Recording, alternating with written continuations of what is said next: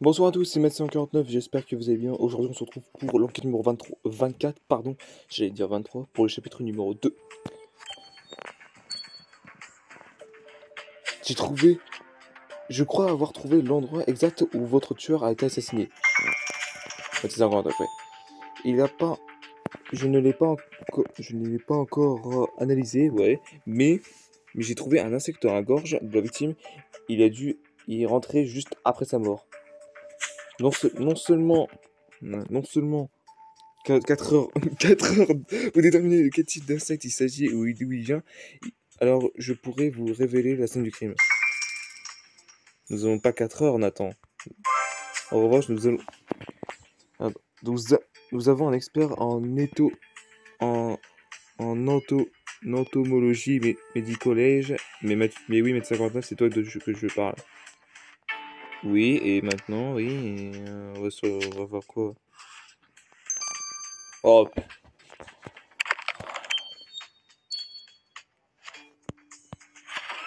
oh non! Fils de pute, la putain de ta mère. Non, là, je te sûr c'était lui. Tac. La pince. Non. Non. Ouais, c'était sûr que c'était celui. Et l'insecte qui se retourne à ça. Oh. Allez, c'est quoi? Ouais. Félicitations, Mathieu, tu as réussi à trouver l'insecte de Nathan est un spiritus. Oh, putain. Ouais, spiritus, ok. Plus l'insecte est que Nathan nous a trouvé dans la gorge de la victime, elle n'a pas encore été entraînée par ses réflexes naturels de déglution. Cela signifie que Wilfrid était, était déjà mort lorsque l'insecte est rentré. Et puis que le cadavre Wilfrid a été placé au musée, l'insecte vient forcément de l'extérieur. Cela signifie que l'insecte vient directement au, au lieu du crime. Ouais, c'est ça, au lieu du crime. Et selon notre base de données, cet insecte... Oui, cet insecte, je crois. Ouais, cet insecte vit uniquement dans les propriétés d'une plante appelée arbuste homoscipion. Cet arbuste ne, ne pousse qu'en bordure de forêt et sur des terres que personne ne vienne perturber. Ouais. Derrière la carte, il y a... Attends, quoi? Il y a un témoin? Il y a un jardin de l'abandon à l'orée de la forêt. Le lieu idéal pour commettre un meurtre, tu ne crois pas, m 59? Bah ouais, écoute, donc, attendez une seconde. Lieutenant m 59, une certaine... Attends. Une certaine... Stanlex... Non. Stalin, ouais. Stalin veut vous parler... Oh ouais, attends. Stalin veut vous parler de la mort de son frère Wilfrid. Ah, la mairie. Alors, mètre 59, par quoi veux-tu commencer? Bah, je commence déjà par la victime. La victime. Baptiste, putain, réveille-toi. On va commencer déjà par le suspect. Comme ça, si on a encore un lieu du crime à examiner avec lui, mes, co mes concédants, mes condoléances, monsieur, je sais pas qui, là. J'étais un grand fan de romans policiers captivants de votre frère. Ce n'est pas un grand perte. Wilfred et moi, nous nous entendions pas. Il n'a cessé de, il n'a jamais cessé de m'accuser de gagner de l'argent dans le, dans le dos, sur le dos de son travail acharné. Ouais, et tout ça parce que j'organisais des quoi? J'organise quoi? Des visites du centre, du centre historique basé sur son roman.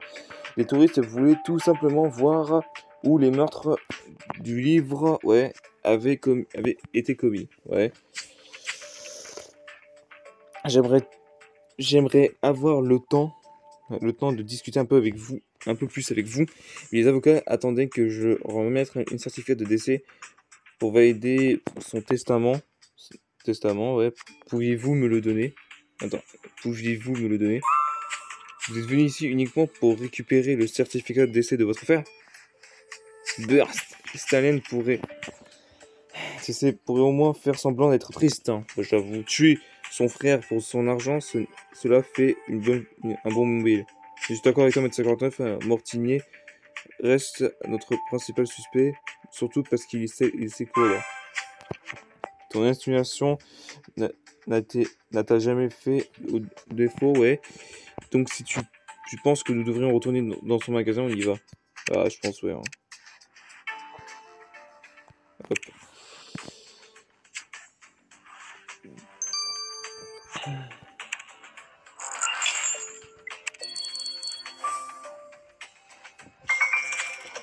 Ah.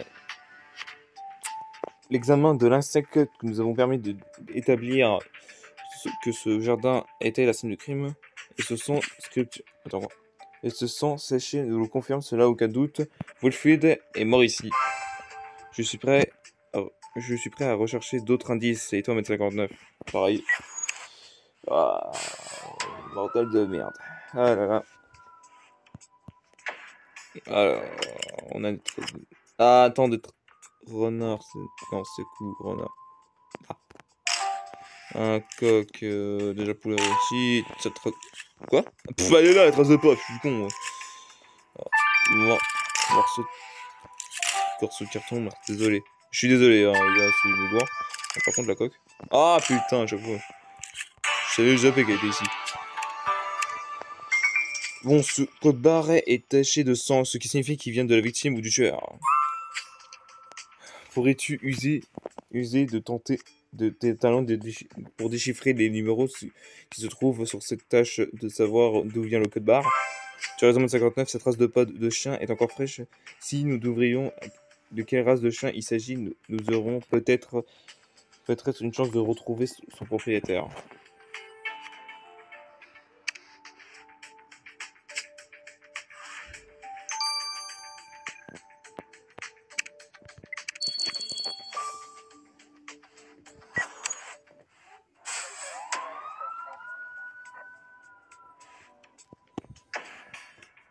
Ok, alors... coffre. Bon, déjà, ça c'est un coffre. Hop.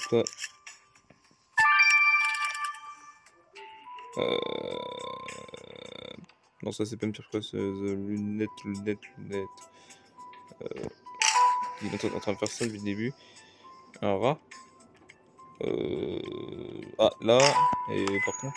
Ah, putain, il est à côté, je l'ai même pas vu. On travaille M59. Mortiner possède donc un exemplaire de la pièce citée sur la fiche explicative qui accompagnait la victime. Intéressant. Ça signifie qu'il aime le théâtre. Il est de plus en plus suspect. Ouais. Fouillons ce coffre, nous pourrions découvrir d'autres preuves indirectes.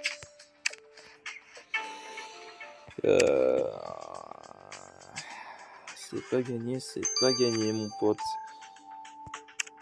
Si on va faire ça.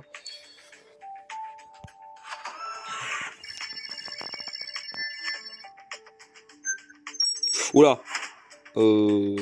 Tac. Non. Non, c'est pas ça. Non. Putain. Pourquoi je lui fais ça, putain. Voilà, c'est mieux. Tac. Non. C'est un H. Donc c'est lui. Ouais. Ouais, c'était dur, hein. Putain. 59, envoyons le code barre que tu as trouvé dans la salle du crime au labo pour savoir d'où il vient et qui appartenait. Je vais dire 3 heures. Non, 6 heures. Ah oui, c'est vrai, 3 heures, c'est dans l'enquête secondaire. J'avais zappé. Oh non. Super. Tout ce que j'aime pas. Oh putain. Non. Non. Attends, il ressemble quoi? C'est lui, putain, je suis con.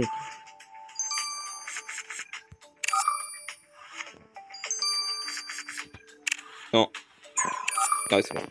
Alors, c'est quoi ton race de chien? Oh! Excentrement, 50 tu sais que tu avais de talent pour expliquer les scènes du crime, mais je ne savais pas que tu avais également un don pour retrouver les animaux, ouais. La patte que tu as trouvée... La patte... la trace de... Oh, mais putain! Attendez, les gars, je vais faire une pause juste après. La trace de pas que nous avons trouvée dans le jardin de l'abandon est celui d'un Wookie qui ne reste plus qu'à trouver son propriétaire. Marianne connaît tout le monde dans le centre historique, avec un peu de chance, elle aurait peut-être quelques cookies. Elle saurait peut-être à qui appartient le hockey. Bon les gars, désolé, je dois faire vraiment une pause parce que voilà, ils arrêtent pas de m'appeler. Voilà, tout de suite les gars. Ouais, Jean, je suis de retour. Bon, déjà, on va examiner le coffre.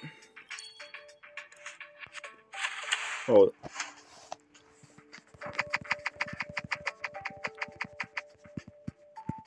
Non. Putain, c'est qui chopé? C'est quoi ça? Oula. Le 359, le coffre. Oui, le coffre de Martinez, oui, contenait un dossier de procès de diffamation qui a été rejeté. Martinez a essayé oh là là, d'attaquer Wilfried en justice en prétendant que ce dernier allait utiliser pour inventer l'un de ses personnages de son roman. Ouais.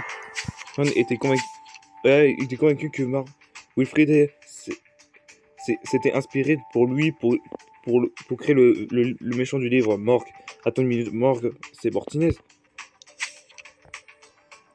Je suis qu'au chapitre 3, mais Morgue, ça fait déjà partie des personnages les plus méchants de l'histoire. Il y a un paragraphe où... Oh là là. Et en fait, je suis désolé, ce livre est vraiment génial. Le fait que Morgan soit inspiré de Martinez nous donne une bonne raison de lui parler. Retourner lui parler, ouais, bof. Hein. J'en sais pas trop, mais bon, on va faire avec. Hein.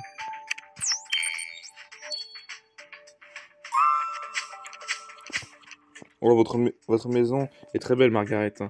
Nous avons trouvé des traces de Uki sur l'une de vos scènes de crime. Sur l'une de nos scènes de crime, nous demandions si vous savez qui était le propriétaire du chien. Ce Uki appartenait à Jane Savage. Je doute fort que vous l'avez déjà vu, car il est reclus au fin fond de la forêt. Il n'en sort que rarement. Il passe ses journées à chasser dans les forêts et déteste que les autres gens y pénètrent.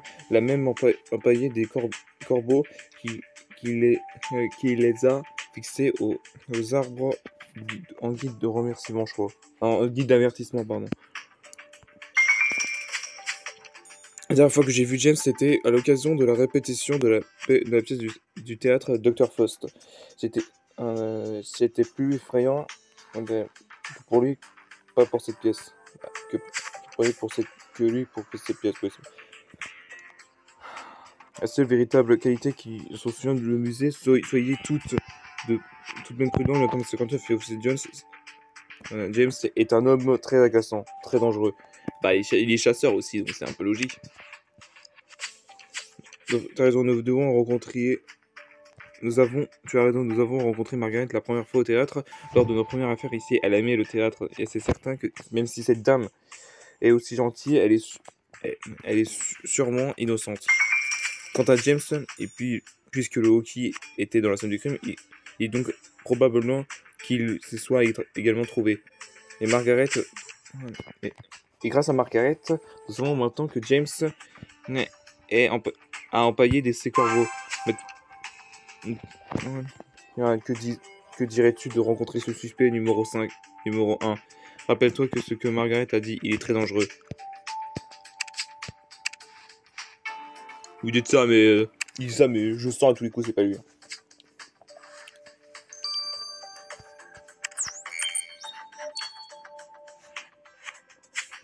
Je suis peut-être passé avec mon chien dans ce jardin abandonné pendant que je sachais. Et alors, un certain Wilfried a été sauvagement assassiné, voilà. Cet homme méritait de mourir depuis bien longtemps. Depuis qu'il a publié son vulgaire roman. À cause de ce livre, oui, à cause de ce livre, il y a certains idiots visitaient la forêt et la plus influente et polluante avec leurs déchets. Ouais. Wilfried a vendu son âme au diable avec ce livre et je suis bien content qu'il en paye maintenant le prix. Et si James avait vécu comme un chasseur solitaire depuis tellement longtemps, qu'il pensait pouvoir tuer n'importe qui et n'importe quoi et n'importe qui. sans être jamais inquiet. Bah putain, ouais. Et si le cas, il va avoir une grosse surprise. Gardons-le à l'œil, mètre 59. Ouais, bah.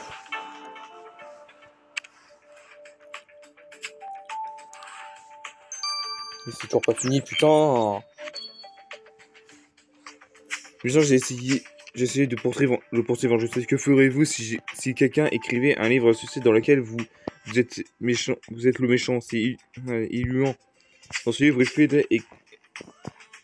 Fifi écrit, je déteste le téléphone, a fait de moi un, un taxidermite raté qui empaille les gens vivants. Ce personnage n'a évidemment rien à voir là avec moi. Sans sans mes talons de couturier sont bien réels, mais si Wilfried pense que la vie, je suis un bon à rien.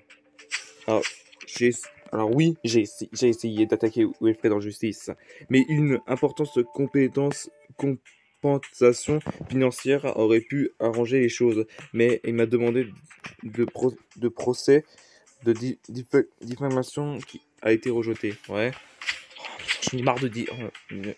Et savez-vous ce qu'a fait Wilfried et qu'il a fait Wilfried, toi? Ouais, a fait Wilfried.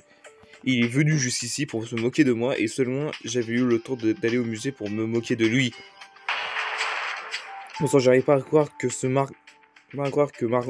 Marte Mortinier nous a rencontré que ce fait morgue dans le livre. Je savais, sans même nous avons averti oh putain, qu'il l'avait relevé toute l'intrigue. Ouais, je suis pas encore sûr. Attends quoi, je suis pas encore arrivé là, mais je ne sais pas que Morgue empaillait ses victimes vivantes.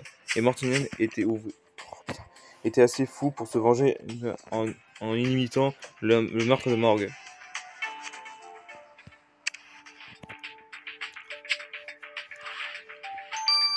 Bon, ouais, les gens, on se retrouve juste après les analyses. Les gens sur Criminal pour une analyse du code barre que nous avons trouvé dans le taxidermie, je crois. Voilà, le taxidermie ou le jardin d'accueil. Jardin abandonné. Okay. Alright. J'ai dit le code barre que vous avez trouvé dans la scène du crime. Voilà. Donc c'était bien dans le jardin abandonné, ouais. Il vient d'une boîte de médicaments contre les brûlures d'estomac. C'est-à-dire, ce type de médicament est disponible que sur ordonnance. Mais le code barre que vous m'avez donné ne suffit pas pour trouver le nom du patron.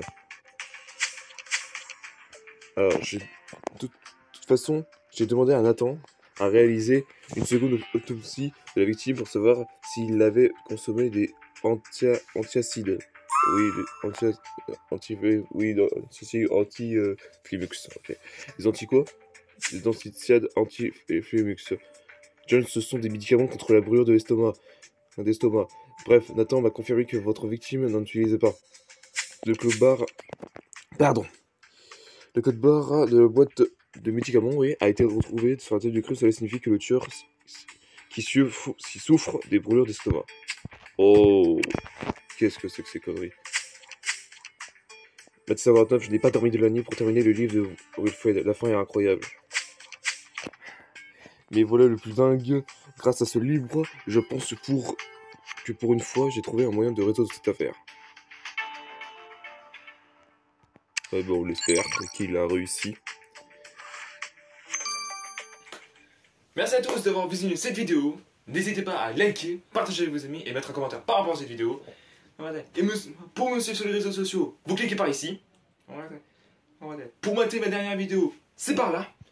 Et pour ne pas rater les prochains épisodes, abonne-toi à la chaîne ici.